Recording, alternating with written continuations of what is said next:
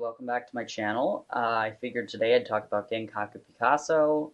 This isn't really a review, it's more of a recommendation slash discussion based on my experience reading this series.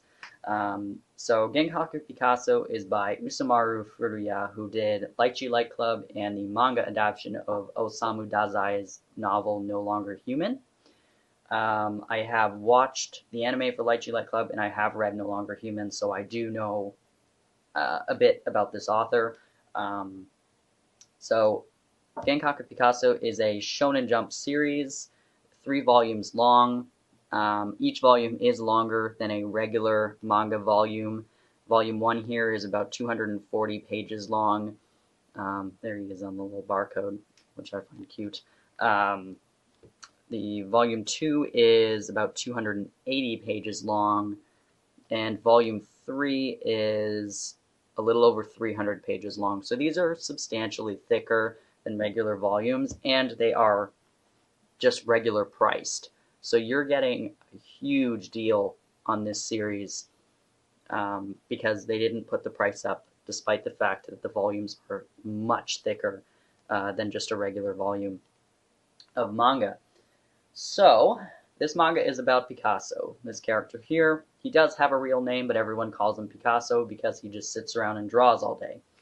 He doesn't have many friends. He doesn't really want to interact with anybody. He just wants to do his own thing and draw. That's all he cares about. He does have one friend who he says annoys him, but you can tell he enjoys her company.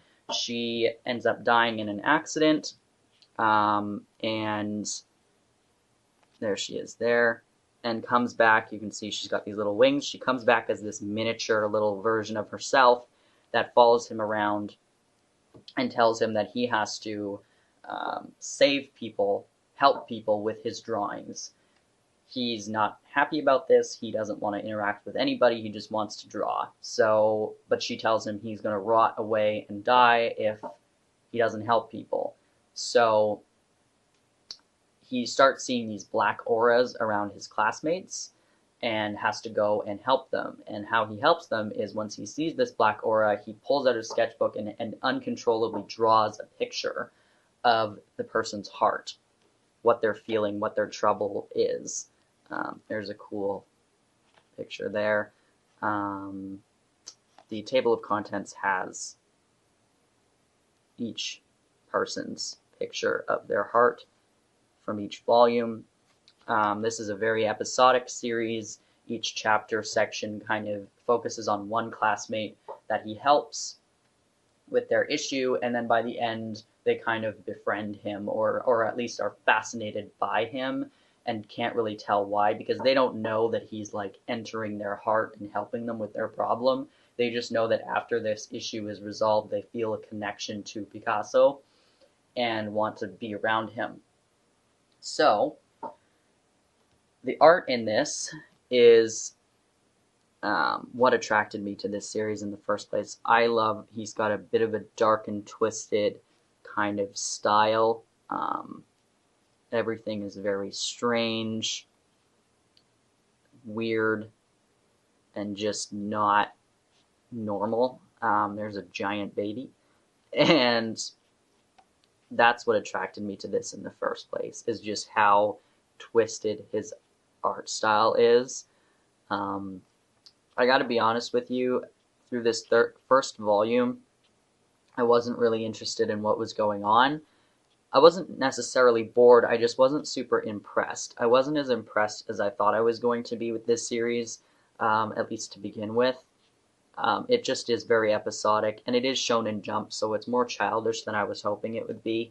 I hoped that it would go much darker, but it's Shonen Jump. It's fairly lighthearted, despite the dark kind of story. But there was a turning point in Volume 2. There is a LGBT character in here. One of the characters that it ends up following is transgender, and I just thought that they handled that so well. I was so impressed. most manga and anime, if it covers gender identity issues at all, it is in a way that is making fun of them or just flippantly, like they're just cross dressers or whatever. Whereas this legitimately, Usamaru Furuya either knows people who are trans or has done research on transgender issues because he used the right terminology, or at least whoever translated this did. But I would assume that based on how the story goes, that Usamaru Furuya himself really does know what he's talking about in regards to transgender issues. And I read that part, and as someone who's part of the LGBT community, I connected with that specific story, and that's what hooked me into this. I immediately was completely engrossed because that specific one connected with me. So, because this is so episodic, if you're not connecting with these stories and characters, then you're not going to get anything out of it. But it took that specific one to get me hooked. And I think that reading this, you're going to find at least one character you connect with. And that's the good thing, is there is a diverse cast of characters with very different problems, and you're going to find some that you connect with. And I'm not saying that that one character is the only person I connected with, because I did connect with some of the others, but that one specifically, I was so impressed with how that issue was handled that I immediately, it doesn't matter what the rest of the story is, I am immediately thankful for this series existing, because, like I said, there are not many manga series out there that deal with transgender issues in a respectful way.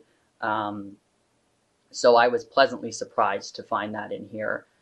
And then by the end of the series, I can't talk too much about it because I don't want to spoil it, but I was bawling. I was crying my eyes out. It was so, it's a sad series. It really is, but it's a sad, hopeful kind of, I don't know, it's a hopeful kind of sad. And it's just heartbreaking, I guess. And you can tell right from the beginning that a high school girl dies. His only friend, dies. And so you know that it's not a happy-go-lucky series, but the ending really, really hit me hard, and I was uncontrollably crying. And I'm not going to say that everyone's going to cry and everyone's going to be touched as much as I was by this series, but it goes from episodic. The last volume is the only one that isn't as episodic, but these two definitely are just, there's a character, he helps a character, and then moves on to another person, and then kind of like I said, each character that he helps feels connected to him in a way, and so they are still around. It's not like he meets the person, helps them, and then they're gone forever. They do stick around in the story, so that's nice. But yeah, the last volume isn't as episodic because then it kind of is dealing with him specifically and his issues. Yeah, but the art is, like I said, really, really cool. If you like this kind of thing, definitely check this out. And like I said, it's regular price for much more content. So it really is a steal to get this series, and it's only 3 volumes. It is not that much of a commitment financially. So if this cover art intrigues you at all, definitely pick this up, because even if you don't like the story, just looking at the art for me was enough to pull me through the first 1.5 volumes before the one story that I really enjoyed. And like I said, it's not that I didn't enjoy this stuff the first volume and a half, it's just that it didn't meet my expectation for it. But then after the turning point, the rest of the series was fantastic, and the final volume wraps everything up so nicely. And I was, like I said, I was crying, like, so much. I really, really enjoyed this series, and I definitely recommend checking this out. I don't think enough people have read this. It was so good. I was completely at a loss for words when I finished it, and I will absolutely reread this in the future. Yeah, so if you have any questions about Genkaku Picasso, absolutely let me know. If you've read this, tell me what your thoughts are on it. I'd love to hear them. Thank you for watching, and yeah, I guess I'll see you next time.